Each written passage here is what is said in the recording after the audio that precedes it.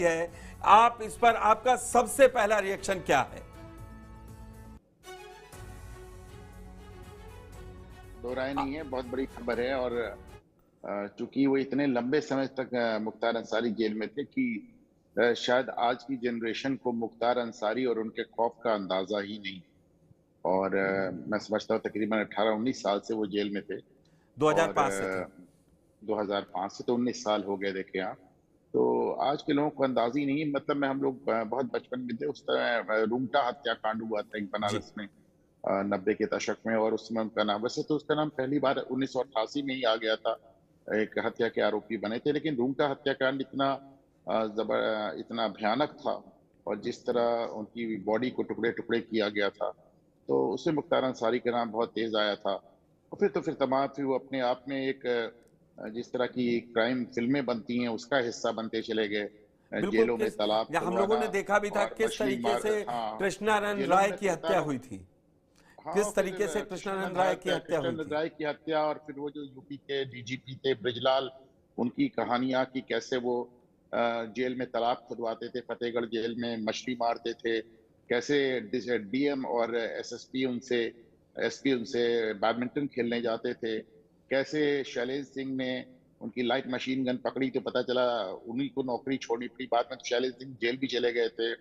कैसे वो बनारस में कलेक्ट्रेट में जो हत्याकांड हुआ, सॉरी, जो गोली कांड हुआ था, उसमें जो अधिकारी थे, डिप्टी एसपी थे उस जमाने में हमारे यहाँ, बाद में एसपी ट्रैफिक बन के आए थे सम जायसवाल, तो उनका हाथ का अंगूठा उड़ गया था। वो अक्सर दिखाया करते थे कि देखिए मुख्तार अंसारी की देन है।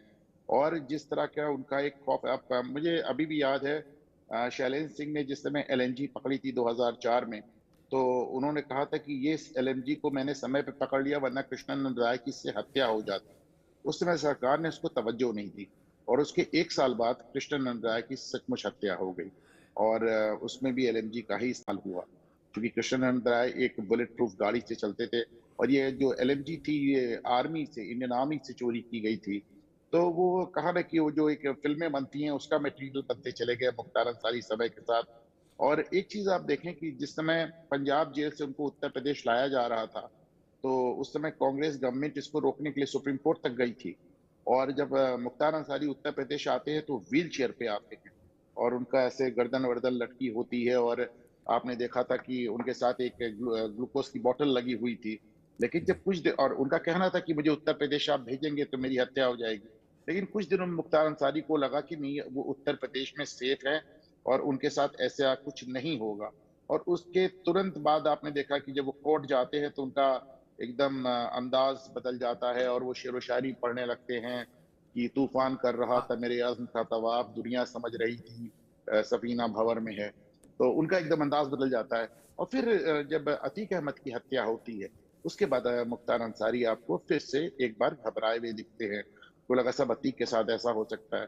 बहरहाल योगी हत्याकांड, योगी पूरा ये जो इनका योगी का शासन काल हुआ है, जिसमें उन्होंने माफिया को मिट्टी में मिलाने को कहा था, तो इसका सफर मैं देखता हूँ कि मुन्ना बजरंगी से शुरू होता है जेल में।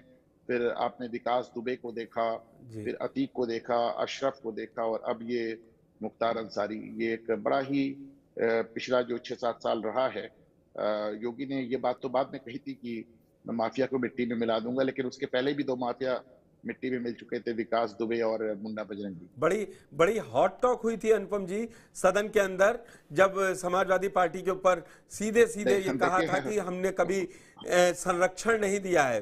ये सीएम योगी ने पुष्कर भाई, साफ कहा था। मैं तो प्रयागराज से आता हूँ, और मैं तो अतीक अहमद का पड़ोसी रहा हूँ।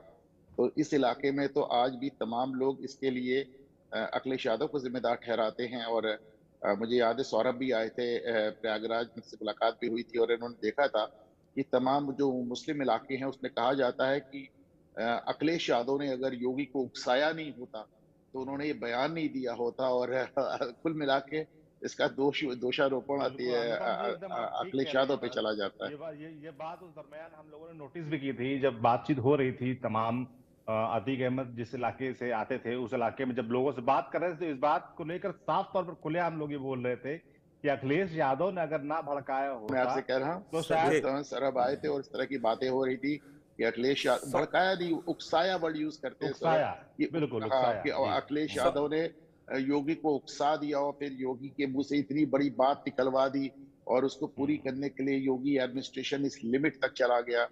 तो देखिए एक बात आप जान लें कि मुख्तार को जहर दिया गया या मुख्तार की अपनी मौत हो गई। 20 साल से जेल में थे और बीमार थे। और सबसे बड़ी बात यह कि जब वो कांग्रेस गवर्नमेंट में पंजाब में थे, उस जमाने में भी उसने सुप्रीम कोर्ट में एफिडेविट दिया था कि मेरी तबीयत बहुत खराब रहती है और मैं अस्पताल में रहता हूं और मुझे ग्लूकोज की बॉटल्स चढ़ी रहती हैं और मैं व्हील चेयर से चढ़ता हूं। तो अगर ये सब बातें उनके साथ पंजाब में थी तो कोई बहुत बड़ी बात नहीं है कि अपनी नेचुरल डेथ में ही गए हो। लेकिन एक बात आप, एक चीज होती है हकीकत और दूसरी चीज होती है परसेप्शन। तो परसेप्शन तौर पर और खास तौर से इसलिए भी कि हमने अफजाल अंसारी को ये बार बार कहते सुना कि मुख्तार की हत्या की साजिश हो रही है। हमने मुख्तार अंसारी को बार बार ये कहते सुना कि उनको जहर दिया जा सकता है, उन्हें मारा जा सकता है। हमने मुख्तार अंसारी को सुप्रीम कोर्ट में यह बात कहते सुना। उनका पूरा कुनबा इस समय ये कह रहा है कि साहब वो एक मामले में उनको ब्रजेश सिंह के खिलाफ उनको गवाही देनी, उनको गवाही से रोकने के लिए मारा जा रहा। तो अब सच्चाई कुछ भी हो, लेकिन हकीकत यह है कि एक जो परसेप्शन बनेगा और ये परसेप्शन आने वाले चुनाव में बहुत कुछ करेगा। बिल्कुल कुछ करेगा। बिल्कुल अनुपम जी, आपके पास मैं एक सवाल और पूछता हूं कि आपने एक लंबी फेहरिस्त बताई उनका, पूरा 90 से इतिहास रूंगटा, अपहरण कांड और हत्याकांड, उसके बाद जिस तरीके से और कई कांड रहे, ब्रजेश सिंह के साथ जो गोली चली उनकी बनारस में, काफी चर्चित रही। लेकिन जो आखिरी समय पेशी हुई थी उसमें दो बातें कही थी। दो बातें उन्होंने कही थी कि मुझे धीमा जहर दिया जा रहा है और ये सब कुछ ब्रजेश सिंह को बचाने के लिए किया जा रहा है शासन की तरफ से। इस पे आपकी एक टिप्पणी चाहेंगे? ये मैंने अभी यही कहा था पुष्कर भाई कि वो लगातार कह रहे थे कि मुझे जहर दिया जा रहा है। और दूसरी बात ये कि वो लगातार इस बात को कह रहे थे कि ब्रजेश सिंह को बचाने के लिए, चूंकि मैं उस मामले में गवाह हूं, तो मेरी गवाही को रोकने के लिए ये काम हो रहा है। और ये लगातार मुख्तार कह रहे थे। इसीलिए मैं कह रहा हूं कि हकीकत कुछ भी हो, परसेप्शन कुछ और बनेगा।